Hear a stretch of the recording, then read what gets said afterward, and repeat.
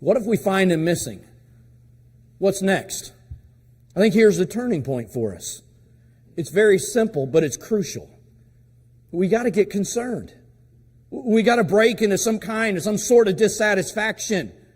We develop what the Scriptures calls godly sorrow that leads us to repentance. In short, we become genuinely concerned because Christ is not in our life as He once was before. It's impossible to imagine otherwise in Mary and Joseph's case. They stop for the evening. They begin to look around. They realize Jesus was missing. Can you imagine if they did so and then they just said, "Oh well, the other kids are here." Imagine that Sunday night without Gabe. "Well, 3 out of 4 isn't bad, dear. We did a pretty good job today." That seems crazy. Love all my kids. 3 out of 4 isn't good enough. I want them all there. Imagine if they would have stopped and just didn't care. You say that just doesn't seem right that somebody would be that way. I agree. Of course they cared. And it's because there was a love for Christ.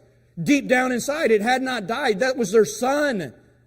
So they didn't just simply become distracted about what had happened. They become concerned. They become sorrowful for what would happen. Now, I'd like to make a bold statement.